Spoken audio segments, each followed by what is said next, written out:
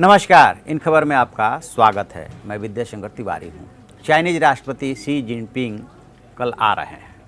आने से पहले भारत और चीन के बीच में थोड़ा सा माहौल जो है तनावपूर्ण हो गया है, वो भी कश्मीर को लेकर के। पाकिस्तानी प्रधानमंत्री इमरान खान वहाँ पहुँचे थे और जब वो शी जिनपिंग से मिले तो उन्होंने कश्मीर को लेकर के एक बयान दिया, जिसका भारत ने तत्काल अपने हिसाब से खंडन किया या करारा जवाब दिया। तो थोड़ा सा माहौल में तनाव हो गया है, लेकिन इसके बावजूद चूंकि वो पहले से प्रोग्राम फिक्स है तो शी जिनपिंग आ रहे हैं। और इस बार जो वो आ रहे हैं वो आ रहे हैं महाबलीपुरम में। क्यों महाबलीपुरम में ही मोदी जी इस बार उनका स्वागत करेंगे, इसके पीछे क्या कारण हो सकता है, इस पे बातचीत करेंगे। लेकिन उससे पहले हम आपको ये बता दें कि अभी तक जो पहली बार शी जिनपिंग आए थे तो पीएम मोदी ने उनका स्वागत जो है अपने गृह राज्य गुजरात में किया था। आपको वो झूले वाला फ़ोटो याद होगा जिसमें दोनों बैठ करके झूले झूल रहे हैं। उसी दौरान चाइनी जो सेना थी वो भारत में अंदर घुस आई थी, उसको लेकर के माहौल काफ़ी टेंस हो गया था और कांग्रेस ने उसको लेकर काफ़ी वार भी किया था। इसके बाद जब इनफॉर्मल मीटिंग की बारी आई, जो डोकलाम में जो कुछ भी हुआ और उसके बाद उसमें उसको सॉल्व करने के लिए कहिए या एक नई परंपरा से शुरू हुई अनौपचारिक बैठक की, अनौपचारिक शिखर बैठक की, वो वुहान में हुई थी। मोदी जी वहाँ पे गए थे। वुहान जो है वो शी जिनपिंग का जो है गृह राज्य है। तो ये एक तरह से दोनों जो नेता हैं अपने अपने गृह राज्य में एक दूसरे का स्वागत कर चुके हैं। तो अब बारी जो है महाबलीपुरम की है कि वहाँ पे शी जिनपिंग आएंगे और वहीं पे पीएम मोदी से उनकी मुलाकात होगी और वो उधर मंदिरों को भी घूमने फिरने के लिए जाएंगे। तो महाबलीपुरम को क्यों चुना गया?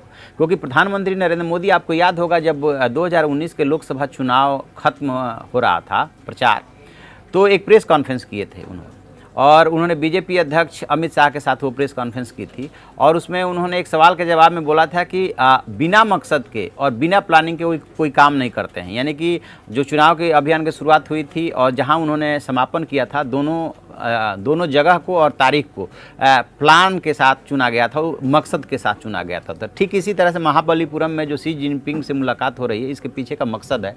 मकसद ये है कि प्राचीन शहर ये जो महाबलीपुरम है, इससे चीन का 1700 साल पुराना संबंध है और यहाँ से व्यापार हुआ करता था चाइना से।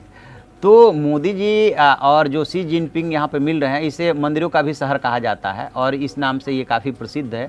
और इस शहर को हिंदू राजा नरसिंह देव बर्मन ने जो है बसाया था और इसको जो है मामल्लपुरम भी कहा जाता है। और इस क्षेत्र में काफ़ी पहले चीन, फारस और रोम के प्राचीन सिक्के मिले थे।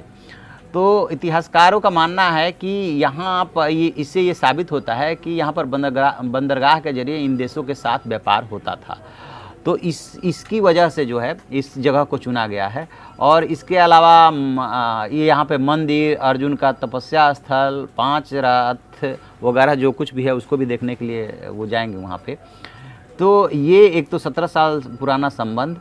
और जब इस क्षेत्र में पल्लव वंश का राज था, साउथ का स्टेट है चूँकि, तो पल्लव वंश के राजा जो है नरसिंह द्वितीय ने तब चीन के साथ व्यापारिक संबंधों को बढ़ावा देने के लिए अपने दूतों को चीन भेजा था। और इसी के पास बसे जो है कांचीपुरम का भी चीन के साथ पुराना संबंध है। तो कहा यह जाता है कि पल्लव वंश के राजा इतने शक्तिशाली थे, प्रभावशाली थे कि चाइना उनसे डरता था। तो चीन ने तिब्बत से लगी हुई अपनी सीमा को सुरक्षित रखने के लिए पल्लव वंश के राजाओं के साथ बाकायदा समझौता किया था। अब स्थिति को देख लीजिए, समझौता किया था। और 8वीं शताब्दी में जब चीन के राजा और पल्लव वंश के शासक जो थे नरसिंहन II, वो पहली बार रक्षा के क्षेत्र में उनका स्ट्रेटजिक पैक्ट भी हुआ था। यानी कि जब चाइना ने ये देखा कि ये जो पल्लव वंश के शासक हैं काफ़ी प्रभावशाली है, दबंग है, मजबूत हैं, तो उसने जो है स्ट्रेटजिक उनसे पैक्ट भी कर लिया। और नरसिंहन II जो है यानी कि नरसिंहन II, वो पल्लव वंश के उन्होंने काफ़ी उसका पल्लव वंश का जो है प्रसार भी किया था। और उसने क्या किया फिर चाइना ने कि उनसे नज़दीकी बनाए रखने के लिए वो तो पैक्ट तो जो किया, व्यापारिक पैक्ट किया और जो प्रशासनिक पैक्ट किया वो तो किया ही किया, उसने तिब्बत की सीमा से जो दक्षिण चीन लग रहा था उसका उनको जनरल नियुक्त कर दिया था। अब देखिए कैसे वो कनेक्शन जोड़ रहा है कि जनरल नियुक्त कर दिया ताकि जो है उसकी सीमाएं सुरक्षित रहे, उसका वो दक्षिणी चीन जो है सुरक्षित रहे।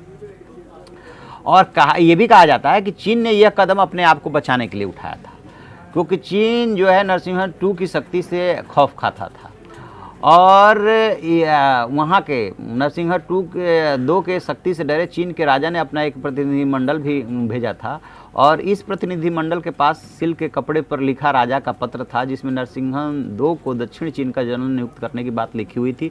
यानी कि मतलब ये साक्ष्य के साथ है, बातें हैं, प्रमाणित हैं, क्योंकि वो चिट्ठी अभी भी है। उस समय जो है कपड़े पर चिट्ठी लिखी जाती थी। और पल्लव शासकों ने महाबलीपुरम की बंगाल की खाड़ी किनारे एक बिजनेस हब की तरह इसको विकसित किया था। तो दो बातें इस साबित हो रही कि एक तो ये बिजनेस का बहुत बड़ा हब था और दूसरा जो है प्रशासनिक दृष्टि से ये काफ़ी प्रभावशाली था पल्लव वंश। इसकी वजह से चाइना ने उनसे नज़दीकी बना ली थी। तीसरी बात आ रही है कि आपस के जो है उस समय के धार्मिक संबंध भी थे यहाँ से। और पल्लव राजवंश के राजकुमार जो है बोधि धर्म जब बौद्ध भिक्षु बन के गए थे तो वो उस समय चीन में एक मिसाल बने थे। और 527 ईस्वी में बोधि धर्म ने कांचीपुरम से महाबलीपुरम होते हुए चीन की यात्रा की थी। फिर क्या हुआ कि ये सब मतलब धार्मिक रिश्ता हो गया, व्यापारिक रिश्ता हो गया, प्रशासनिक शासन प्रशासन का रिश्ता हो गया और इस तरह से तमिलनाडु और चीन के बीच जो है संबंध जो है वहाँ से पल्लव वंश से शुरू होकर के और चोल वंश तक चलता रहा। और 7वीं शताब्दी में जब चीनी यात्री ह्वेनसांग भारत आए थे तो वो पल्लव वंश के राज्य में यानी कांचीपुरम तक वो भी गए थे। ये वो समय था जब चीन और तमिलनाडु के प्रतिनिधिमंडलों का एक दूसरे के यहाँ आना जाना शुरू हो गया था। तो कहने का मतलब सिर्फ इतना है कि यदि महाबलीपुरम में दोनों नेताओं की मुलाकात हो रही है तो उसके 2-3 कारण हैं। एक व्यापारिक, तो स्वाभाविक सी बात है कि यदि मोदी और शी जिनपिंग एक साथ बैठने जा रहे हैं, बेशक ऐसी इस जो अनौपचारिक मुलाकात, शिखर मुलाकात इस तरह की होती है, उसमें जो है समझौते वगैरह पर साइन वगैरह नहीं किए जाते हैं, क्योंकि उसके लिए फिर औपचारिक मुलाकात रखी जाती है। तो स्टेटमेंट वगैरह भी सामान्य तौर पर जारी नहीं होता है, लेकिन कई बार जारी कर भी दिया जाता है। तो एक मकसद जो चाइनीज राष्ट्रपति आ रहे हैं उसका मकसद है भारत और चीन के बीच में व्यापारिक संबंधों को और सुदृढ़ बनाना, क्योंकि उधर जो है ट्रेड वार चाइना का अमेरिका से छिड़ा हुआ है। तो ये चाइना देख रहा है कि किस तरीके से भारत से ज़्यादा व्यापार हो। इसमें एक जो मुद्दा उठने वाला है, जो ट्रेड डेफिसिट है चाइना के साथ, मतलब भारत जो घाटे में है, वो भी मुद्दा उठने वाला है। तो एक तो हो गया व्यापार हो गया। दूसरा जो है ना कहीं इतिहास के आईने में मोदी जी उनसे चीन से अपने रिश्ते को तो बताना ही चाहते हैं कि चीन और भारत का रिश्ता कितना पुराना है। और साथ में यदि आप दूसरे एंगल से देखें कि किस तरह से भारत कभी चीन पे प्रभावी हुआ करता था, तो वो भी इसमें मैसेज जो है छिपा हुआ हो सकता है कि भारत चूँकि तेज़ी से अपने को मजबूत कर रहा है, ख़ासतौर से चाइना के मुकाबले, तो जो डोकलाम हुआ था उसके बाद से इसमें शायद और तेज़ी आई है।